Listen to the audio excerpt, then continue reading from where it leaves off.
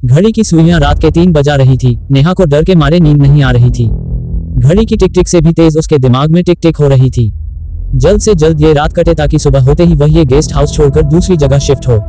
2000 गज जगह में बने इस गेस्ट हाउस में वह अकेले ही रह रही थी। नेहा फील्ड ट्रेनिंग के लिए इस नए शहर में आई थी। अभी उसे यहाँ पर आए 2 दिन ही हुए थे। गेस्ट हाउस में प्राइवेट किचन होने के कारण उसने यहाँ रहने का निर्णय लिया था। उसे यहाँ 2 महीने रहना था, इसलिए बाहर का खाना नहीं खाना चाहती थी। साफ सफाई और बर्तन मांजने के लिए केयरटेकर था, जो सुबह शाम आकर अपना काम कर जाता था।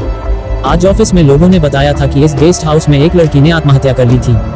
वैसे तो नेहा भूत प्रेत में यकीन नहीं करती थी।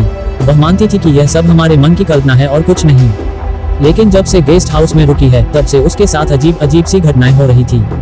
उसकी लाइट दूध की थैली गायब हो गई थी। एक पॉलिथीन में प्याज, हरी मिर्च और हरा धनिया रखा हुआ था, उसमें से केवल हरा धनिया गायब हो गया था। ऑफिस जाने की जल्दी के कारण वह उस बारे में उतना सोच नहीं पाई थी। आत्महत्या की बात सुनकर वह डर गई थी। अब रात को किसी के छत पर चलने की आवाज आ रही थी। डर के मारे नेहा ने अपने कमरे की लाइट्स भी ऑफ नहीं की थी। डर के मारे नेहा रूम से अटैच्ड वॉशरूम भी नहीं जा पा रही थी। वह गायत्री मंत्र बोले जा रही थी, भगवान का नाम ले रही थी कि जैसे तैसे रात गुजरे और सुबह हो। उसे खुद पर गुस्सा आ रहा था कि इतनी बहादुरी दिखाने की क्या जरूरत थी। उसके बॉस ने तो कहा भी था कि अकेले उस गेस्ट हाउस में कैसे रहोगी, लेकिन अपने आप को बहादुर सिद्ध करने के लिए वह यहाँ आ गई। जैसे ही सुबह हुई, नेहा ने अपने बॉस को अपना गेस्ट हाउस बदलने की रिक्वेस्ट की। लेकिन हाय री किस्मत, दूसरे गेस्ट हाउस में 2 दिन के लिए सारे रूम बुक थे। नेहा ने अपना सामान पैक कर लिया था और सोच लिया था कि 2 दिन के लिए किसी होटल में अपने खर्चे पर रह लेगी, लेकिन इस सुनसान गेस्ट हाउस में नहीं रहेगी। ऑफिस पहुंचने पर उसने होटल भी बुक कर लिया। वह अपने काम में व्यस्त हो गई थी। लंच टाइम में बातों बातों में किसी ने बताया कि गेस्ट हाउस के केयरटेकर गोपाल को क्लिप्टोमेनिया मानसिक बीमारी है। नेहा अब समझ गई थी कि दूध की थैली और हरा धनिया कहाँ चला गया था।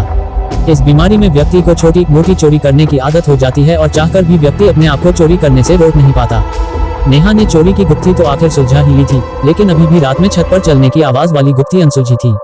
नेहा को होटल में चेक इन करना था, तो आज वह लंच के बाद ही ऑफिस से गेस्ट हाउस लौट गई थी। गेस्ट हाउस पहुंचकर वह अपनी पैकिंग को फाइनल टच देने लगी, तब उसे दोबारा छत पर किसी के चलने की आवाज आई। दिन के 4 बज रहे थे, अतः उसने हिम्मत करके छत पर जाकर देखने का निर्णय लिया ताकि कम से कम उसे सच्चाई का तो पता चल सके। नेहा के रूम के पीछे सागवान का एक विशाल पेड़ लगा हुआ था। पेड़ के पत्ते झड़ झड़ कर छत पर गिरे हुए थे। जब हवा चलती थी तो पत्ते छत पर रगड़ खा रहे थे। इस रगड़ से ही ऐसी आवाज आ रही थी मानो कोई छत पर चल रहा हो। सुनसान और शांत जगह होने के कारण यह आवाज साफ साफ सुनाई दे रही थी। नेहा को अपनी बेवकूफी और डर पर हंसी आई। नेहा ने बचपन से भूत प्रेत की कहानियां तो सुनी हुई थी। जब उसे किसी लड़की के द्वारा आत्महत्या किए जाने के बारे में पता चला, तो उसने अपनी सुनी हुई कहानियों के आधार पर गेस्ट हाउस में किसी आत्मा के होने की कल्पना कर ली थी और अपनी कल्पना को हकीकत मान लिया था और उसी के अनुसार वह आचरण कर रही थी।